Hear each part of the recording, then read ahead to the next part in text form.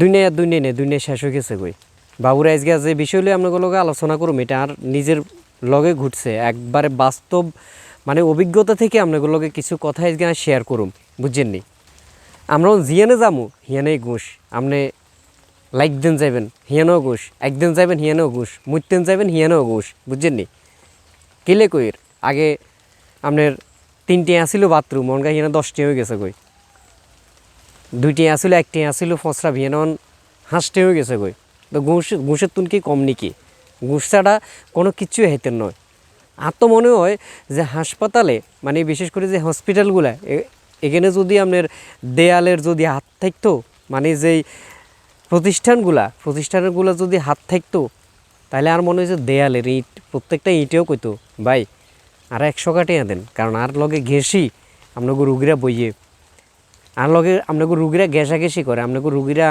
আর লগে হেলান দি বইয়ে আর 100 কাটিয়ে দেন মানে ঘুষ ছাড়া আপনি হাসপাতালে যাইবেন ঘুষ ছাড়া কিচ্ছু নাই এই কিছুদিন আগে মানে আর একটা গুরুত্বপূর্ণ একটা কাজে হাসপাতালে গেছি বুঝছেন নি আর এক কলিগ বা আর এক আত্মীয়র লই হাসপাতালে গেছি এখানে একবার প্রথম আয় চট্টগ্রাম একটি হাসপাতালের কথা কইয়ের বুঝছেন নি একবার প্রথম আয় যখন ভিতরে ঢুকিয়ের গেটের দারোয়ানে আর ভাই 50 গেটে দেন আচ্ছা হ্যাঁ তারা 50 গেটে দিছি এরপরে রুগী লই লিফ্ট উঠছি হ্যাঁ তো কয় 100 টাকা দেন ওমা কিলে হাতারে জিগেলাম 100 টাকা কিলে কয় 100 টাকা না দিলে তো আপনি তো সিঁড়িতে উঠবার কথা আপনার লিফটে দিয়ে উঠেছি না দিছি হাতারে 100 টাকা হিয়ান যখন রুগীরে ডাক্তারের কাছে নিমু মানে ডাক্তারের কাছে নিবার টাইম হিয়ানে গেটে আরেকজন ফিয়ন খাড়া রয়েছে ফিয়ন বা দারোয়ান হাতে কয় ভাই আরে 50 টাকা দেন মানে এইভাবে প্রথম দিন রুগীর যে স্লিপ থেকে শুরু করে রুগী নিতে নিতে আর মনে হয় যে আর 1000 টাকার কম শেষ নয় মানে 1000 টাকা তো বেশি আর খরচ হয়ে গেছে কই আর এখানে কিন্তু এতগো লেখা আছে যে মোট সব মিলে 30 টাকা খরচ হয় মানে টিকিট একখান লইতে এখানে 30 টাকা মনে হয় খরচ হয় এখানে আর 1000 টাকা খরচ হয়ে গেছে তো এইভাবে যদি ডাক্তাররা যদি এইভাবে যদি রোগীগুলোর লগে যদি এই ধরনের আচার আচরণ করেন মানে আপনি যদি টিয়া না দেন তাহলে আপনি রোগীর কোনো খোঁজখবর তারা রাখতো নয় রোগীর যদি রোগীর মানে রোগীর লগে যে তারা যাইব আপনি যদি 5 টাকা 10 টাকা এগুলো যদি ভিক্ষা না দেন এগুলো আপনার রোগীকে অসাইবার দিত নয় আপনার রোগীকে কি মরে গেছে নাকি আছে এটা আপনি চাইতেন হাইতেন নয় এ ধরনের ভাই অনেকের লগে এই ধরনের ঘটনা ঘটের চট্টগ্রাম কন আমগো নোয়াখালী বসুরহাট কন বসুরহাটে তো আর কি কমু বসুরহাটের কথা কি কমু বসুরহাটে যখন আপনি একখান প্রাইভেট ক্লিনিকে যাইবেন এখানে প্রথমত আপনি নতুন ভর্তি ফি লিয়ে লাগবে 500 টাকা এখন ভর্তি ফিটা কি সিটে আপনার ভর্তি করাবেন সিট ভাড়া লই যাব একটা সিট ভাড়া লই যাব 800 টাকা 1000 টাকা আপনার 1500 টাকা এইভাবে আপনার সিট ভাড়া লই যার এরপরে আবার আপনি যখন আপনার ছুটি নেবেন যখন ছুটির সময় হইব আপনারা যখন ছুটি দিব সেই সময় আপনার এমন কিছু মানে টাকা হেরা উঠে রাখে এটা আমরা ধরতে না যে এগুলো কী এর টাকা এগুনটা যে গেলে এগুলো সার্ভিস চার্জ বুয়া খরচ এই খরচ সেই খরচ তারপরে ভর্তি ফি এটা সেটা মানে এমনি আপনার যদি সিট ভাড়া যদি আপনার 2000 টাকা ইয়ে 3 দিনে আপনার আরও 3000 টাকা আপনার এগুনের কি সার্ভিস চার্জ বাবদ চলিয়ে ইয়ে তো এইভাবে যদি রুগীরা যদি এভাবে ডাক্তারের কাছে যদি যায় যদি এ ধরনের সার্ভিস হয় তাহলে রুগীরা তো এমনিতেই অসুস্থ হয়ে যাব ভালা কিছু রুগী এগুলো এমনিতে অসুস্থ যায় এরপরে কি করে আপনার যখন রুগী আপনার সুস্থ হয়ে গেছে এরপরে বিভিন্ন রকমের অজুহাত দিই আপনার রুগীকে আবারও তারা রাখে দিবার চেষ্টা করব আজকে থাকেন কালকে থাকেন আমগো ওই ম্যাডাম আইব ও সেই ম্যাডাম আইব এরপরে আসি আপনার যদি ওই যে রিপোর্টের বিষয় মানে টেস্ট কতগুণ তো আপনার দিব টেস্ট কতগুণ সময় ইজ্ঞার পিছনে ইজ্ঞা দিব আপনার ওষুধের কথা তো আর কী কমু মানে এমন কিছু ওষুধ দিব যেগুলো আপনার 1000-2000 টাকা পর্যন্ত দাম মানে সিডে আপনি শুয়ে রয়েছেন আপনার তো মনে হইব কি যে আর 2 দিন থাকলে 3 দিন থাকলে নয় 2-3000 টাকা আইব যেদিন আপনার ছুটি নেবেন সেদিন দেওয়া যাবে আপনার 15,000 30,000 টাকা পর্যন্ত চলিয়ে ইয়ে আর এগুন সব হইলো এগুনের বাটফারি করি মানে পাবলিকদেরকে এমনভাবে ধোকা দেয় আপনি করে আর কী কম আসলে এরপরে এত ডাক্তাররা আবার মনে করেন বিভিন্ন রকমের বিভিন্ন জায়গায় যায় হেটাও আঙ্গ দোষ আপনাকে হেতাগো ডাক্তারি গিয়ে একরকমের টেস্ট দিবে, এগুন যখন পরীক্ষা নিরীক্ষা করবেন এগুনের রিপোর্ট বাড়াবে, এরপরে হেতাগো ডাক্তার থাকতো না, ডাক্তার আইতে হইলে আরও একদিন অপেক্ষা করতে হইব। এইটা সেটা করে আপনারা আবার ডাক্তার আরেক গিয়ে আইব, আপনি করে জিজ্ঞাইব যে আপনারা কি ডাক্তার আরেক গিয়ে দেখাইবেন কিনা, দেখাইলে আপনাকে রুগীলে ভালো হইব, আঙ্গো ডাক্তার গিয়ে তো আইতে দেরি হইব। এগেন কই আপনাকে করে মনে করেন না আবার রুগী ডাক্তার আরেক গিয়ে দেখাইব, তো হাতে মনে করেন আবার 36 সঙ্গে টেস্ট আপনি করে দিব। তো এইভাবে টেস্ট করতে করতে করতে করতে আপনার 30-40 হাজার টাকা হেতারা খাইব। তো এই ধরনের ঘটনাগুলো এখন প্রত্যেকটা হসপিটালে, প্রত্যেকটা বিশেষ করে সরকারি হসপিটালগুলোতে এই ধরনের ঘটনাগুলো ঘটতেছে এখন প্রতিনিয়ত। এরপর তো আর লোক আর কী ঘটছে ইয়ান আপনি করে কী কম। আজ যখন যেদিন রুগী রিলিজ করবার লাই গেছি, মানে আই তো ইয়ানে রাখার পরে 2 দিন রাখার পরে আর মানে আক্কলই গেছে কই যে আই রুগী আর ইয়ানে রাখতাম নয়, বুঝছেন নি। তা হেতা করে যখন কইছি যে আর রুগী আই লই যাবো, আই অন্য মানে ভর্তি করামু, এরপরে আবার হেতারা কি এর ওই যে সার্ভিস চার্জ চাইলো। এরপরে আপনার এই খুশি করবার লাই মানে ডাক্তারের হাতে কয় কি কয় আপনাকে তো আরও 5 দিন পরে রিলিজ হবার কথা, আমি আপনাকে রিলিজ করে দিছি। ডাক্তারের লো কথা কই, ডাক্তারের লাই 500 দেন, দিলাম 500।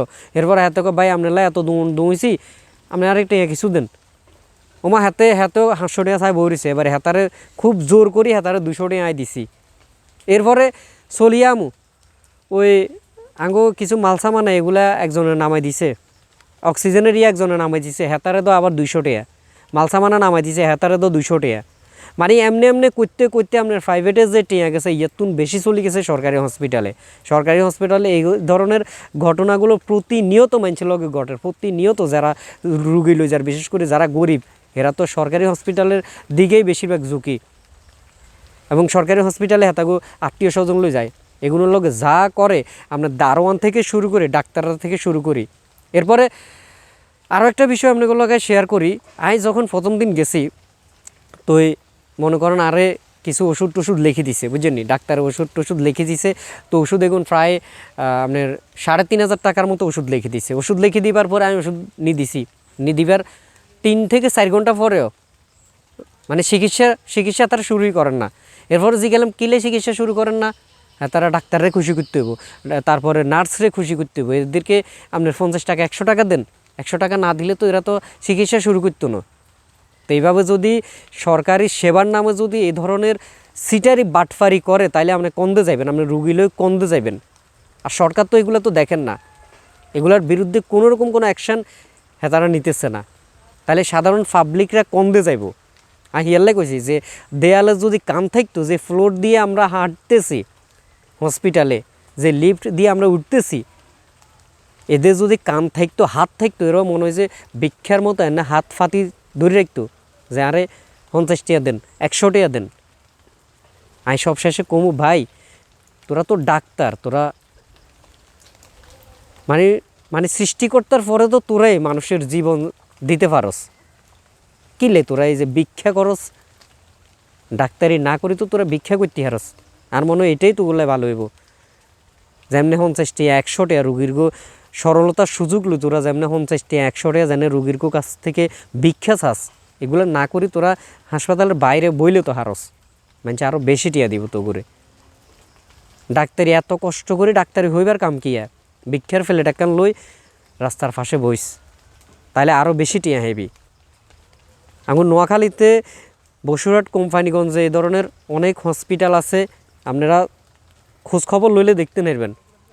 আপনার বিভিন্ন রকমের অজুহাত, বিভিন্ন রকমের সার্ভিস, তারপরে এই সার্ভিস সেই সার্ভিস, ভর্তি ফি, এটা সেটা, ডাক্তারি ভিজিট এনে হেনে করি, মানে রুগীর করে যেভাবে হয়রানি করতেছে আপনারা বিশ্বাস করতেন নয় যে তারা যার হেতাগুলো লগে এই ধরনের ঘটনা ঘটের। তাই প্রশাসনের উদ্দেশ্যে বলুম এটার একটা ব্যবস্থা নেন। এরপরে ভিজিটের বিষয়ে যদি কই, একটা রুগী, একটা গরিব রুগী যখন যায়, হেতার দ্বারা তো সম্ভব নয় 2000 টাকা ভিজিট দিতে, 1000 টাকা ভিজিট দিতে সম্ভব নয়। এখানে যাইলে আপনার প্রথম দিন ডাক্তার দেয় তুলে আপনার 1000 টাকা ভিজিট লাগবে, 2000 টাকা ভিজিট লাগবে। রুগী গিয়ে চায় কতক্ষণ, সর্বোচ্চ আপনার 2 থেকে 3 মিনিট বা 5 মিনিট বা 10 মিনিট চায়। এই 10 মিনিটে যদি হেতার ভিজিট যদি 2000 টাকা হয়, তাইলে সাধারণ পাবলিকরা কন্দে যাইব। সাধারণ পাবলিকরা কি চিকিৎসা করাতে হারিব, তার আত্মীয় স্বজনের চিকিৎসা করাতে হারিব, নিজে চিকিৎসা করাতে হারিব? এটা প্রশাসনের দেখা উচিত। প্রত্যেকটা হসপিটালে এটা ঘটের, বিশেষ করে প্রাইভেট হসপিটালগুলোতে এটা ঘটের।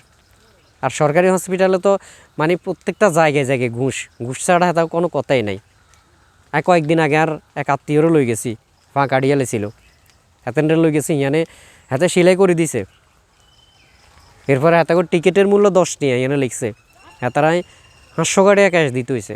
এরপর ওষুধ তো সব কিছু আমি নিজে কিনে দিছি। এরপরে হাতে 500 টাকা লই গেছে, হাতে আরে কর ওই যে আপনার মাইজ দিল যে বেলায়, মানে মাইজ দিয়ে নিতে হইলে আর 3-4 হাজার টাকা খরচ হইব, বুঝছেন। এর পরে মাইজ দিয়ে নিলেও হারবেন, আঙ্গু হাতে করাইলেও হারবেন। তো তোরা যদি করতে আর তোরা আবার মাইজ দির কথা কিনলে কইলি, মানে এটা কইছে কিনলে করতে, বুঝছেন নি। মানে আজ চিন্তা করুন যে মাইজ দিয়ে নিতে হলে তো আর 500 হাজার টাকা খরচ হইব, হেতারে 2-1 হাজার টাকা দিন আর দিয়ে হেতার হাতে করাইলো, বুঝছেন নি। তো আমরা বিজ্ঞান বুঝি, তারপরেও আমরা যখন এখন হেতার কাছে জিম্মি, আমরা হেতা করে দিয়ে হইলেও আমরা করাইতে হইব।